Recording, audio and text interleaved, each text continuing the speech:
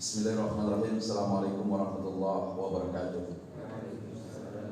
Alhamdulillahilladzi at'amana bi ni'matil iman wal islam. Asyhadu an la ilaha illallah wa la syarika lah wa asyhadu anna Muhammadan abduhu wa rasuluh. Allahumma shalli ala Muhammad wa ala alihi wa ashabihi wa man tabi'ahum bi ihsan ila yaumil. Wa qala Allah ta'ala fil Qur'anil Karim, kullu nafsin za'iqatul maut. Hadirin Bapak Ibu sedang jemaah subuh yang berbahagia, bersyukur kita kepada Allah Subhanahu wa taala pada kesempatan yang berbahagia ini. Allah masih memberikan kesempatan untuk kembali kita hadir di mushola yang kita cintai ini dalam rangka melaksanakan sholat fardu subuh, dan mudah-mudahan amal ibadah yang kita lakukan ini diterima oleh Allah Subhanahu wa taala. Salawat beruraikan salam tercurahkan pada baginda alam Nabi Muhammad sallallahu alaihi wasallam. Allahumma salli ala Muhammad. Mudah-mudahan tentunya kita bisa meneladaninya dan di akhir yaumul qiyamah nanti kita mendapatkan syafaat darinya. Hadirin Bapak Ibu yang berbahagia, hari ini kita bertepatan hari yang ke-21 di bulan Syawal 1442 Hijriah, dan mudah-mudahan hari-hari yang kita nikmati senantiasa kita melahirkan kebaikan agar akhir kehidupan kita menuju husnul khatimah. Hadirin Bapak Ibu yang berbahagia, salah satu hal yang tidak bisa ditolak oleh manusia adalah kematian, dan itu adalah sebuah kenyataan yang sering kita saksikan dan kita juga akan mengalaminya. Maka ada beberapa kisah teladan yang mungkin bisa menjadi inspirasi bahwa sesungguhnya kematian itu nyata, tetapi yang perlu kita persiapkan hari ini bekal apa yang akan kita bawa. Ada kisah yang pernah terjadi ketika menjelang akhir wafatnya Abu Bakar radhiyallahu an, atau sahabat Rasulullah. Lelaki yang satu ini luar biasa bersama Rasulullah dalam perjuangan Islam. Bahkan ialah yang menemani Rasulullah ketika hijrah dari Mekah dan Madinah, dan ialah yang tentunya menyerahkan banyak hartanya kepada Rasulullah untuk senantiasa menegakkan kalimatul haq di bumi ini. Satu ketika menjelang akhir hayatnya, maka ia berkata kepada anaknya Ummul Mukminin Aisyah radhiyallahu anha seraya mengatakan, waja'at sakratil maut bil haq. Datang kematian itu dengan sebenarnya.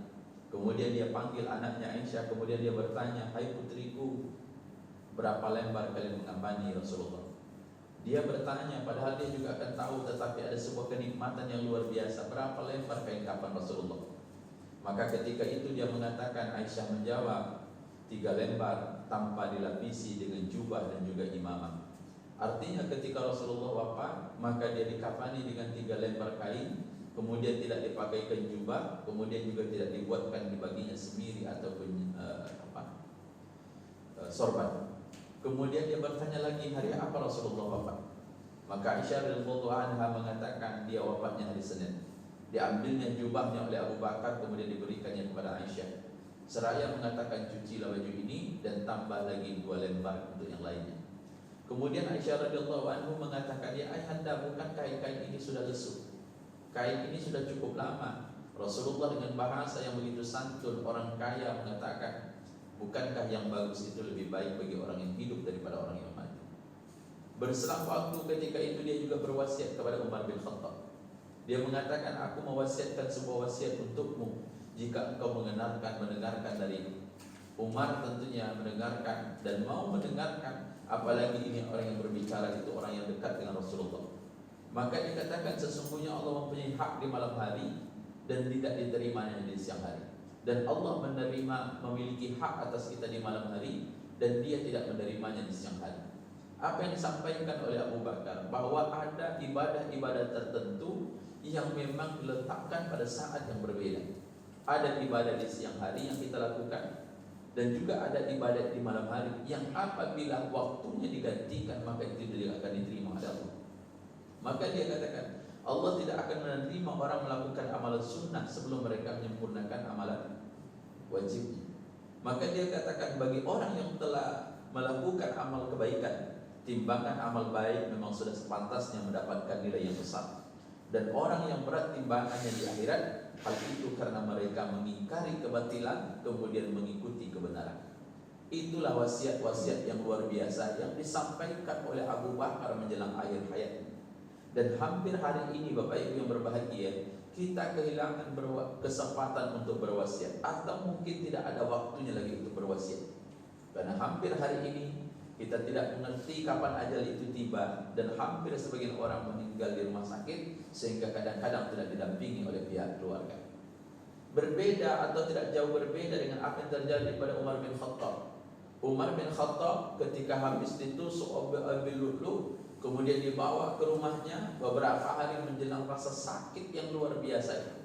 Bayangkan Bapak Ibu yang berbahagia, Umar bin Khattab ditusuk dengan pisau yang sudah diracuni, kemudian dibuat dengan sengaja oleh Abu Lu'lu'.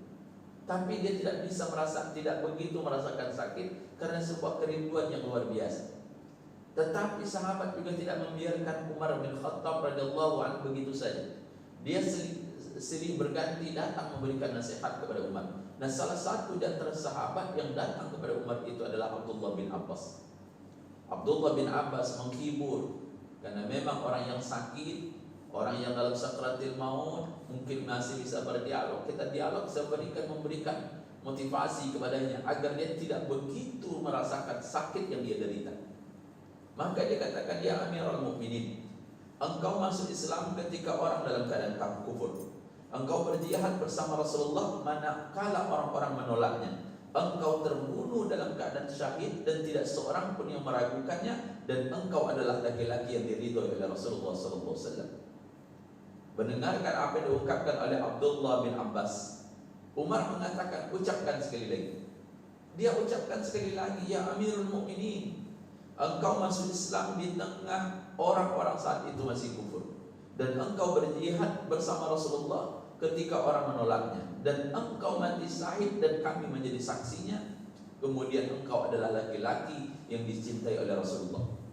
Apa yang diungkapkan oleh Umar ketika itu disangka mungkin oleh Abdullah bin Abbas. Umar senang, maka dia katakan, orang tertipu adalah orang yang kalian tipu. Demi Allah, seandainya aku memiliki harta terletak antara ujung barat dengan ujung timur, maka saya akan menembusnya untuk menghilangkan dari azab pada hari kiamat.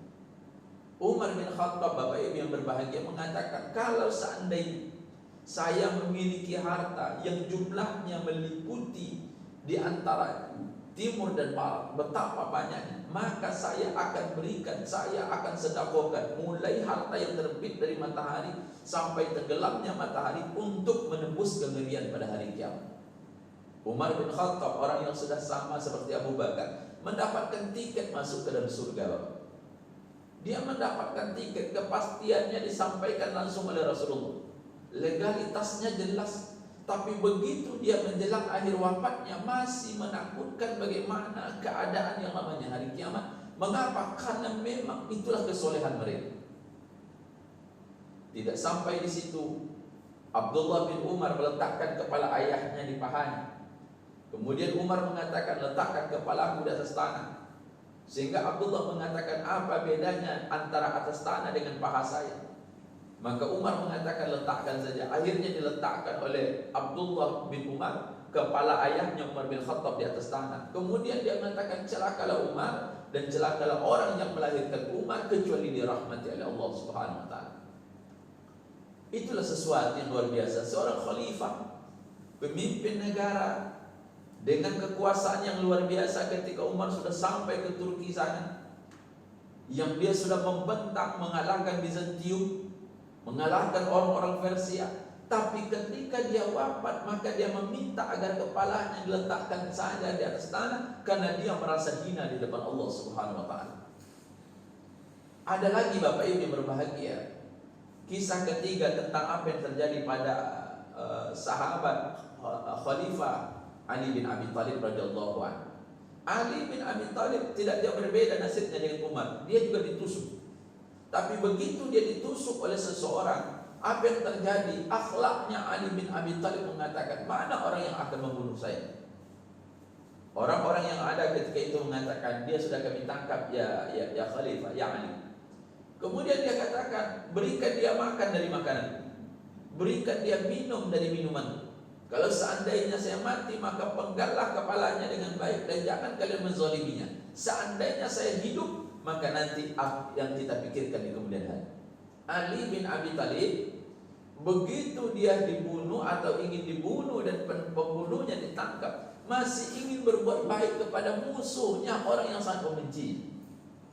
Seraya mengatakan, berikan dia makan dari makananku, berikan dia minum dari minumanku, dan kalau seandainya saya mati, maka penggallah kepalanya dengan cara yang baik, jangan kalian zalimi dia. Kemudian seandainya saya hidup, langkah-langkah apa yang akan kita lakukan nanti kita tunggu. Subhanallah. Itulah akhlak yang luar biasa. Padahal ketiga-tiga orang tadi adalah orang yang soleh.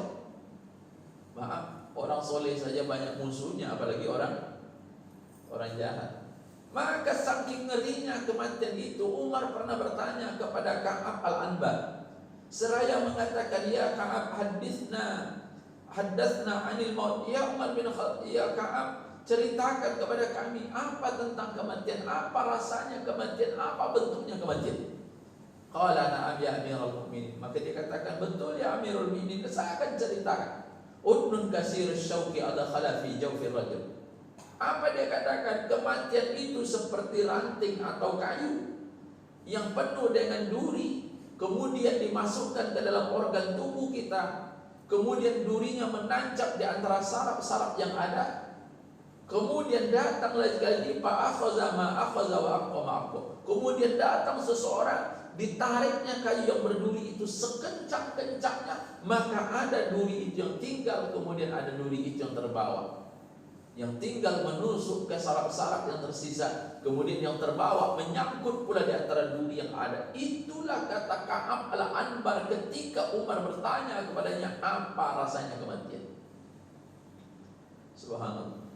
Jadi kematian itu tidaklah semudah yang kita lihatkan. Walaupun orang mengatakan enak kali mati, dia pergi dalam begini-begini, subhanallah. Tapi apa yang dikatakan oleh Shaddad bin Aus, dia mengatakan kematian adalah pengalaman yang menakutkan, baik dalam ukuran dunia juga ukuran akhirat. Dia lebih mengerikan daripada digergaji, dia lebih sakit daripada digunting. Bahkan Shaddad bin Al-Aus mengatakan lebih sakit daripada orang yang direbus. Maka dia katakan, seandainya ada orang yang meninggal kemudian dihidupkan lagi, kemudian disuruh menceritakan apa yang terjadi dengan dirinya, niscaya orang yang mendengarkan cerita itu tidak akan sanggup untuk tidur dan tidak sanggup lagi untuk makan yang enak. Maka Bapak Ibu yang berbahagia, untung saja orang mati tak ada lagi yang hidup. Kalau hidup luar biasa.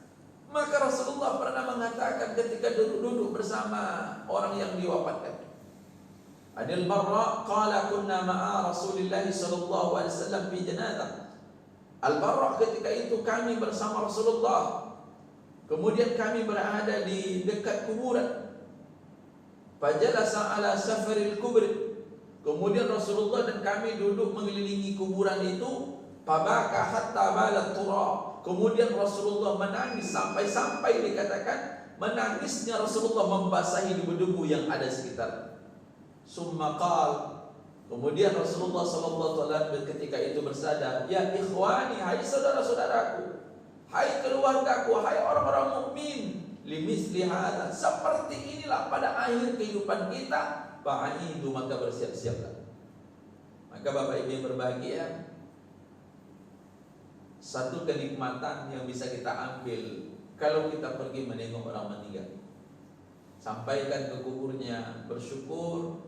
Mudah-mudahan kita pernah ikut menerima jenazah dalam kubur, bersyukur pula kita ikut prosesi keluar. Dan bayangkan satu saat yang masuk itu adalah kita. Ada orang-orang yang usianya sudah tua, ada kadang-kadang usianya masih muda. Karena maaf, kematian tidak ditentukan oleh usia yang muda atau usia yang tua. Hari Selasa saya pergi ke sebuah tempat, meninggal 2 orang. Satu kampung itu, satu tempat itu 2 orang. Yang satu luar biasa umurnya, yang satu muda betul. Saya katakan inilah usia. Yang satu ibu-ibu namanya Haja Namsia, usianya 97 tahun. Yang satu anak-anak, usianya 3 tahun. Jadi keduanya dikuburkan memang dalam tempat yang berbeda. Karena di kampung itu ada persukuan, istilahnya kubur-kubur suku-suku gitu. Ini suku ini. Nah subhanallah, tapi dalam waktu yang sama, yang satu menjelang maghrib, yang satunya setelah maghrib. 97 tahun. Saya katakan jarang, itu sudah langka, bonusnya sudah separuh pokok. Kalau sempatlah seperti Rasulullah 63, ini sudah 97, berapa bonus? Tapi yang satu ini, maka subhanallah, kita ini, nah yang akan menanggung masalahnya ketika kita hari ini memiliki beban dosa yang banyak setelah kita berusia balik. Anggap sajalah kalau orang dulu baliknya usianya 15 tahun, sekarang nampaknya 9 tahun udah balik orang Pak.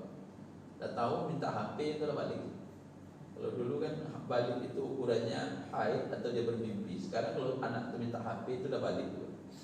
Maka cepat baliknya. Subhanallah, apa yang dikatakan oleh Amin Al-Khashari? Kita semua meyakini kematian itu akan datang, tapi kita tidak melihat orang mempersiapkan itu untuk mendatangkan kematian. Kita semua meyakini ada surga, tapi kita tidak beramal apa yang akan kita bawa untuk ke dalam surga. Kita mengetahui, kata Amin Al-Khashari, tentang dahsyatnya neraka, tapi kita tidak banyak mempersiapkan amal ibadah yang akan membentengi diri kita dari api neraka. Maka kegembiraan apa yang harus kita bawa? Maka subhanallah, ada ungkapan orang-orang dulu yang luar biasa. Man arafa bu'das syafari ista'adda. Barang siapa yang tahunya perjalanan, jauhnya perjalanan, maka bersiap-siaplah ia. Bapak Ibu yang berbahagia, hari ini orang Pekanbaru Riau lagi dimabuk oleh tol dari Pekanbaru ke Dumai yang dikenal dengan tol Permai, karena mumpung gratis. Saya tengok macetnya panjang sampai ke Simpang Bingung, Simpang Palas. Bayangkan dari pintu gerbang sampai ke Palas itu, ke tempat sudah dekat ke rumah kami, itu berapa jam itu? Dari ujung sana saya tanyakan sama kawan, 2 jam gak pun putus Pak Ustaz, belum masuk. Yang lamanya itu di pintu gerbang. Kalau yang sampai di sana, dia gratis. Tapi maaf, syarat masuknya kan perlu adanya iman.